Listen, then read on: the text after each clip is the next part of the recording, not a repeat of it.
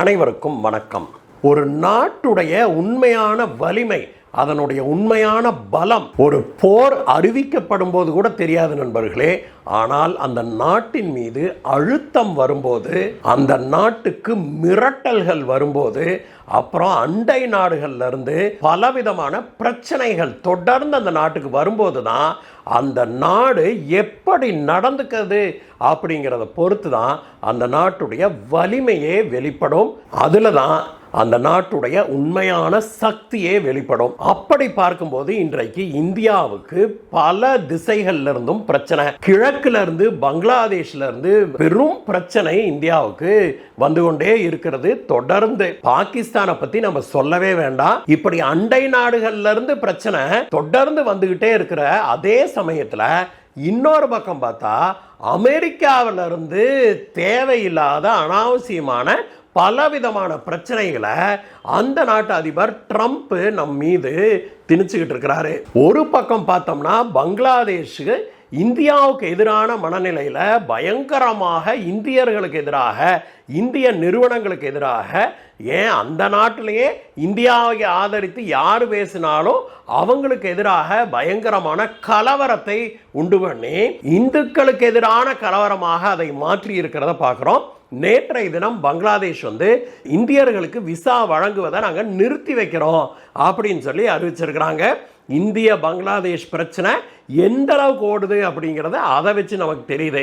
இன்னொரு பக்கம் பார்த்தா ட்ரம்ப் இந்தியாவின் மீது 500% வரி விதிக்க போறேன் அப்படின்னு அவங்க நாட்டு பாராளுமன்றத்தில் ஒரு புதிய மசோதா ஒன்றை தாக்கல் செஞ்சிருக்கிறாங்க. இந்த இரண்டு விஷயங்களுமே இந்தியாவின் மீது எப்படி எல்லா பக்கத்துல இருந்தும் அழுத்தம் கொடுக்கப்படுது அப்படிங்கிறது தெரியுது. ஆனால் இந்த அழுத்தத்துக்கெல்லாம் இந்தியா என்ன செய்யுது, எப்படி ரியாக்ட் பண்ணுது? இந்தியா எப்பொழுதுமே இந்த நீ ஜர்க் ரியாக்ஷன்லாம் கொடுக்கறதில்ல, அரண்டு போய் உடனே அப்படி இப்படின்னு நாங்கள் டென்ஷன் ஆகலாம் கதறதில்ல. மாறாக நாம் எப்பொழுதுமே ஸ்ட்ராட்டஜிக்காக ஒரு கால்குலேட்டட் ரெஸ்பான்ஸ் தான் நாம் கொடுப்போம் அப்படின்னு சொல்லி உலகுக்கு உணர்த்தி வர்றோம். இந்தியாவுடைய பலம் இப்பொழுது உலகுக்கு உணர்த்தப்படுது. இந்த மிக முக்கியமான விஷயத்தை பற்றி தான் இன்றைய வீடியோவில் பார்க்க போகிறோம் நண்பர்களே. உங்களுடைய ஆதரவை தொடர்ந்து நீங்கள் வழங்கி வர்றதுக்கு மிகப்பெரிய நன்றியை தெரிவிச்சுக்கிறோம். இது வரைக்கும் நீங்கள் நம்ம சேனலுக்கு சப்ஸ்கிரைப் பண்ணாமல் பார்த்துக்கிட்டு இருக்கிறீங்க அப்படின்னா கீழே இருக்கிற சப்ஸ்கிரைப் பட்டனை தட்டி உங்களுடைய ஆதரவை நமக்கு கொடுங்க. மேலும் பக்கத்திலே இருக்கிற பெல் ஐக்கனை தட்டி ஆளுங்கிற ஆப்ஷனை கிளிக் பண்ணிங்கன்னா நாம் போடுகிற வீடியோக்கள் எல்லாம் உங்களை சேரும். வாங்க நண்பர்களே, வீடியோவுக்கு போகலாம்.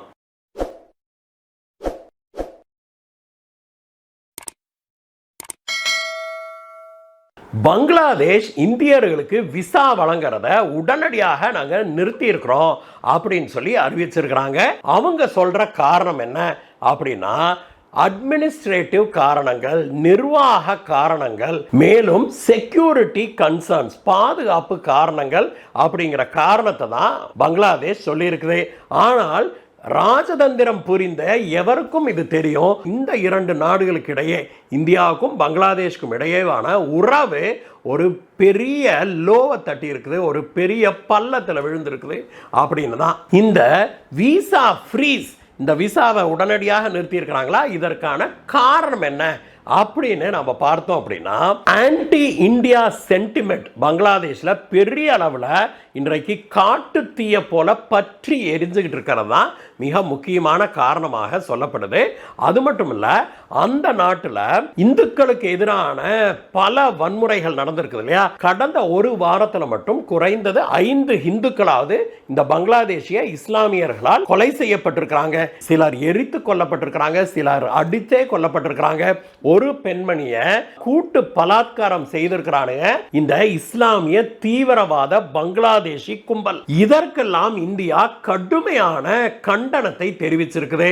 மேலும் பங்களாதேஷ்ல இப்படி ஒரு நிலைமை ஏற்பட்டிருக்கிறது இந்தியாவுக்கு ஆழ்ந்த கவலை அளிக்குது அப்படின்னு சொல்லி ஒரு முறை அல்ல, இருமுறை அல்ல, பல முறை இந்தியா பங்களாதேஷ்க்கு சொல்லி இருக்குது. சில தினங்களுக்கு முன்பு பங்களாதேஷுடைய தூதர் இருக்கார் இல்லையா, இந்தியாவுக்கான பங்களாதேஷ் தூதர், அவரை அழைத்து இந்தியா தன்னுடைய கடுமையான கண்டனத்தை தெரிவித்தது. எதற்குன்னா பங்களாதேஷை சேர்ந்த சில தலைவர்கள் இந்தியாவுடைய வடகிழக்கு மாகாணங்களை நாங்கள் பங்களாதேஷோட இணைக்க போகிறோம் அப்படின்னு தொடர்ந்து பேசி வர்றாங்க. அதற்காகத்தான் இந்தியா தன்னுடைய கண்டனத்தை தெரிவிச்சது.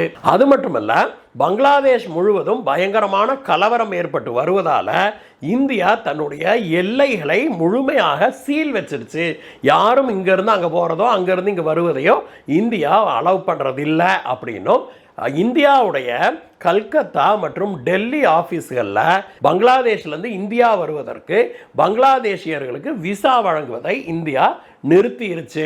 இதையெல்லாம் தொடர்ந்து தான் பங்களாதேஷ் இப்பொழுது இந்தியர்களுக்கு விசா வழங்குவதை நிறுத்தி இருக்குது. நண்பர்களே, இத்தனை நடந்தாலும் கூட இந்தியா அமைதியாக இருப்பதை காண முடியுது. உலகின் ராஜதந்திர வல்லுநர்கள் இதை இந்தியாவுடைய பலம் அப்படின்னே சொல்றாங்க. இந்தியாவுடைய இந்த அமைதிக்கு காரணம் என்ன அப்படின்னு பார்த்தோம்னா, இந்தியாவுக்கு நல்லா தெரியும் இந்தியா இல்லாமல் பங்களாதேஷுடைய ஏற்றுமதிகளே பெரிய அளவில் நடத்தப்பட முடியாது அப்படிங்கிறதா. பங்களாதேஷ்ல இருந்து ஏற்றுமதி ஆகிற பல பொருட்கள் இந்தியாவுக்குள்ள வந்து இந்தியாவுடைய துறைமுகங்கள்ல இருந்தும் இந்தியாவுடைய முக்கியமான விமான நிலையங்கள்ல இருந்து தான் இது எக்ஸ்போர்ட்டே ஆகுது. அதனால பங்களாதேஷ் என்னதான் குதி போட்டாலும் இந்தியாவை பகைத்து கொண்டு பங்களாதேஷால சர்வைவ் ஆக கூட முடியாது அப்படிங்கிறது இந்தியாவுக்கு நல்லா தெரியும். அது மட்டுமல்ல, இன்னொரு மிக முக்கியமான காரணமும் கூட, இந்தியா ஒரு மெச்சூரான நாடு, ஒரு மெச்சூரான டெமோக்ரஸி. இந்தியாவுக்கு நல்லா தெரியும் நம்முடைய அண்டை நாடுகளில் பிரச்சனையாக இருந்தால் அது கண்டிப்பாக நம்மை பாதிக்கும் அப்படிங்கிறதான். நம்ம வீட்டோட அண்டை வீடு தீப்பத்தி எரிஞ்சதுன்னா அது நமக்கு ஆபத்து அப்படிங்கிறது உள்ளங்கை நெல்லிக்கனி போல நம்ம எல்லாத்துக்குமே தெரியும். அதனால தான் இந்தியாவும் பங்களாதேஷில் எவ்வளவு பிரச்சனை ஏற்பட்டாலும் கூட அமைதியாகவே இதை ஹேண்டில் பண்ணுது. ஆனால் இதை வந்து இந்தியாவுடைய வீக்னஸாக யாரும் எடுத்துக்கொள்ளக்கூடாது. தப்பா இந்தியாவை வீக்கு, இந்தியா வந்து பலவீனமாக இருக்குதுன்னு தப்பு கணக்கு போடக்கூடாது அப்படின்னு சொல்லி இந்தியாவுடைய வெளியுறவுத்துறை பேச்சாளர் நேற்றைய தினம் சொல்லியிருக்கிறாரு. பங்களாதேஷ் விவகாரத்தை பொறுத்த வரைக்கும் ஒரு விஷயம் தெளிவாக தெரியுது, இந்தியாவும் தெளிவாக இருக்குது. அது என்னன்னா, அண்டை நாட்டில் பிரச்சனை அப்படின்னா அது நமக்கும் தீங்காகவே முடியும் அப்படிங்கிறதான். அதனால தான் பங்களாதேஷை பொறுத்த வரைக்கும் இந்தியா பொறுமையாக அதை கையாண்டு வருது அப்படிங்கிற பார்க்கணும். ஆனால் இந்தியாவுக்கு பிரச்சனை அங்கிருந்து மட்டுமல்ல, இன்றைக்கு அமெரிக்கா இந்தியாவிற்கு பெரும் பிரச்சனையை கொடுத்து கொண்டு வருது. கடந்த 2 மாசமா ட்ரம்போட பார்வை முழுக்க முழுக்க இந்த வெனிசுலாவோட கச்சா எண்ணெயை எப்படி திருடுறது அப்படிங்கிறதுலையே ஓடிருச்சு. இப்போ வெனிசுலாவுடைய அதிபரையும் அவருடைய மனைவியையும் கைது செஞ்சு அமெரிக்கா கொண்டாந்துட்டாரு. இப்போ வெனிசுலாவை நாங்கள் தான் ரன் பண்ண போகிறோம்னே சொல்கிறார். அந்த நாட்டை நாங்கள் தான் நடத்துவோங்கிறார். இது என்ன கம்பெனியா நீங்கள் டேக் ஓவர் பண்ணி ரன் பண்ணுறதுக்கு? ட்ரம்ப் அப்படித்தான் நினச்சிக்கிட்டு இருக்கிறார் போல் இருக்குது. அதுவும் இன்னைக்கு அவர் கொடுத்துருக்கிற பேட்டி பார்த்தோம்னா, வெனிசுலாவை அடுத்த பல வருடங்களுக்கு எங்கள் கண்ட்ரோலில் தான் நாங்கள் வச்சுருப்போம் அப்படின்னு சொல்லி சொல்கிறாரு. அது மட்டும் இல்லை, வருடத்துக்கு 50 பில்லியன் முதல் 100 பில்லியன் டாலர் அளவுக்கு கச்சா எண்ணெயை வெனிசுலாவிலிருந்து நாங்கள் எடுப்போம் அப்படின்னு சொல்லி சொல்லியிருக்கிறாரு. அதை மார்க்கெட் வேல்யூக்கு நாங்கள் வாங்குவோன்னு அவர் சொன்னாலுமே கூட அதை நம்புறதுக்கு ஆள் இல்லை அப்படிங்கிற பார்க்குறோம். அந்த வேலையை முடித்த உடனே மனுஷன் பப்ளிசிட்டிக்காக அடுத்தது எங்கே திரும்புகிறாருன்னு பார்த்தா இருக்கவே இருக்குது இந்தியா, சீனா தான். அதனால மனுஷன் இந்தியாவின் மீது பார்வையை திருப்புறாரு, சீனாவின் மீது பார்வையை திருப்புறாரு. அமெரிக்காவுடைய காங்கிரஸ் அப்படின்னு அழைக்கப்படுகிற அமெரிக்காவுடைய பாராளுமன்றத்தில் ஒரு புதிய மசோதா ஒன்று தாக்கல் செஞ்சிருக்கிறாங்க. அந்த மசோதா நிறைவேறுச்சுன்னா அதற்கு நான் உடனடியாக ஒப்புதல் கொடுப்பேன் அப்படின்னு ட்ரம்ப் சொல்லிட்டாரு. அந்த மசோதாவின் படி என்ன அப்படின்னா, ரஷ்யாவிட்ட இருந்து கச்சா எண்ணெய் வாங்குகிற நாடுகளின் மீது அதில் தெளிவாகவே அந்த மசோதாலேயே இந்தியா, சீனா, பிரேசில் அப்படின்னு தெளிவாகவே அதில் குறிப்பிட்டிருக்கிறாங்க. இந்த நாடுகளின் மீது, இந்தியாவின் மீது 500% இறக்குமதி வரி விதிக்க போறோம் அப்படின்னு சொல்லி அந்த மசோதால சொல்லி இருக்குது. இதை வந்து நாங்க உடனடியா இம்ப்ளிமெண்ட் பண்ணுவோம் அப்படின்னு சொல்லி ட்ரம்ப் சொல்லவும் செய்திருக்கிறாரு. இந்த விஷயத்துல இந்திய வியாபாரிகளிடம் பேசிய போது அவங்க என்ன சொல்றாங்க அப்படின்னா, 50% இவர் இறக்குமதி வரி விதிச்சப்பையே இந்தியாவுடைய முக்காவாசி ஏற்றுமதிகள், அமெரிக்காவுக்கான ஏற்றுமதி நின்று போச்சு. அல்லது குறைஞ்சு போச்சு. இந்த இடைப்பட்ட காலத்தில் இதுக்கு மேலே இந்தியா இழக்கிறதுக்கு பெருசாக எதுவும் கிடையாது. அந்த செக்டாரை தவிர வேற செக்டாரை ட்ரம்ப் டார்கெட் பண்ணாதான் உண்டு அப்படின்னு சொல்றாங்க. அவங்க என்ன சொல்றாங்க அப்படின்னா, ட்ரம்ப் இனிமே 100% என்ன 500% என்ன 1000% வரி விதிச்சாலும் இந்தியாவை இது பெருசாக பாதிக்காது. ஏன்னா நம்ம ஊரில் சொல்லுவோம் இல்லையா, தலைக்கு மேலே வெள்ளம் போனால் சாணென்ன முளமென்னடா அப்படின்னு. அந்த மாதிரி தலைக்கு மேலே வெள்ளம் போயிருச்சான், இனி அது இவ்வளோ ஹைட்டுக்கு போனால் என்ன அவ்வளோ ஹைட்டுக்கு போனால் என்ன அப்படிங்கிற லெவலில் தான் அவருடைய வரி விதிப்புடைய எஃபெக்ட் இருக்கும் அப்படிங்கிறாங்க. மாறாக வல்லுநர்கள் என்ன சொல்கிறாங்கன்னா, இந்த 500% வரியெல்லாம் வேலைக்கு ஆகாது அப்படின்னு தெரிஞ்சு போச்சுன்னா அடுத்ததாக எந்தெந்த செக்டார்லாம் வரி விதிக்கவில்லையோ, உதாரணத்துக்கு ஃபார்மசியூட்டிக்கல் இண்டஸ்ட்ரி இருக்குது, மருந்து மாத்திரைகள் ஜெனரிக் மருந்துகளை அமெரிக்காவுக்கு பெரிய அளவில் இந்தியா ஏற்றுமதி செஞ்சுக்கிட்டு இருக்குது. அதுக்கு இவர் வரி விலக்கு கொடுத்துருக்கிறாரு. இந்தியாவிலேருந்து அமெரிக்காவுக்கு ஏற்றுமதி ஆகிற மருந்து மட்டுமே $10 பில்லியன் அளவுக்கு இருக்குது. அந்த மருந்துகளின் மீது வரி விதிச்சாரு அப்படின்னா இந்தியாவுக்கு அது ஒரு பெரிய அடியாக மாறும் அப்படிங்கிறாங்க. இது போல மேலும் பல செக்டார்களில் வரி விதிக்காமல் இருக்கிற செக்டார்களின் மீது வரி விதிச்சாங்கன்னா இந்தியாவை பாதிக்கும் அப்படிங்கிறாங்க. ட்ரம்ப் இதை அறிவித்த பிறகு இந்தியா அப்படியே டென்ஷன் ஆகி ஆடி போய், இப்போ பாகிஸ்தான் பிரதமர் எல்லாம் ஓடி போய் ட்ரம்ப்போட காலை பிடிச்சிக்கிட்டு கதறினாங்கல்ல, அந்த மாதிரிலாம் இந்தியா கதறும் அப்படின்னு ட்ரம்ப் எதிர்பார்த்திருந்தாரு அப்படின்னா அவருக்கு ஏமாற்றம் தான் மிஞ்சி இருக்குது. ஏன்னா அதற்கும் எது ட்ரம்ப் 500% வரி விதிக்க போகிறேன் அப்படின்னு சொன்னதுக்கும் இந்தியா அமைதியைத்தான் அவருக்கு பதிலாக கொடுத்துருக்குது. அப்படி ஒரு சூழ்நிலை ஏற்பட்டால் அதை எப்படி ஹேண்டில் பண்ணுறதுன்னு நாங்கள் முடிவு பண்ணிக்குவோம் அப்படின்னு சொல்லி இந்தியாவுடைய வெளியுறவுத்துறை பேச்சாளர் சொல்லியிருக்கிறாரு. ட்ரம்ப்போட பாலிசியே ப்ரெஷர் ஃபர்ஸ்ட் நெகோசியேஷன்ஸ் நெக்ஸ்ட் அப்படிங்கிறதாக இருக்குது. முதல்ல அழுத்தம் கொடுக்கறது, அப்புறம் எதிராளி அசந்த நேரம் பார்த்து அதுக்கப்புறம் பேச்சுவார்த்தை நடத்தி அவங்கள கோழி அமுக்கிறாப்புல அமுக்கிறது. இதுதான் ட்ரம்ப்புடைய மோடஸ் ஆப்பராண்டியாகவே இருக்குது. ஆனால் அதற்கெல்லாம் இந்தியா அசர்ற மாதிரி இல்லை. மாறாக இந்தியா வேற ரூட் எடுக்கிறத பார்க்குறோம்.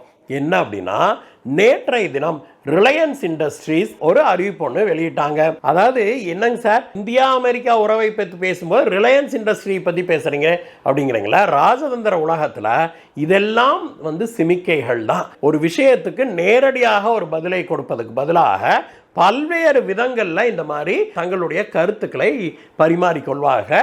அந்த வகையில் ரிலையன்ஸ் இண்டஸ்ட்ரி நேற்று ஒரு அறிக்கை விட்டது. இந்தியாவுடைய கச்சா எண்ணெய் இறக்குமதி இருக்குது இல்லையா, அதில் ரிலையன்ஸ் ஆக அதிக இறக்குமதி செய்கிற ஒரு நிறுவனமாக இருக்குது. அந்த ரிலையன்ஸ் இண்டஸ்ட்ரீஸ் நேற்று வெளியிட்ட அறிக்கையில் என்ன சொல்லியிருக்கிறாங்கன்னா, நாங்கள் ரஷ்யா கிட்ட இருந்து தான் கச்சா எண்ணெய் வாங்கணுங்கிறது இல்லை, இந்தியாவுக்கு எங்கே கச்சா எண்ணெய் குறைவான மலிவான விலையில் கிடைக்குமோ அங்கே நாங்கள் வாங்குவோம். இதுதான் எங்களுடைய பிரின்சிபலாக இருக்குது. அந்த வகையில் பார்த்தோம்னா வெனிசுலால இருந்து கூட நாங்கள் கச்சா எண்ணெய் வாங்குறதுக்கு தயாராக இருக்கிறோம், அமெரிக்கா சம்மதிச்சா அப்படின்னு சொல்லி ஒரு பிட்டை ஒன்று போட்டிருக்குது இந்தியா.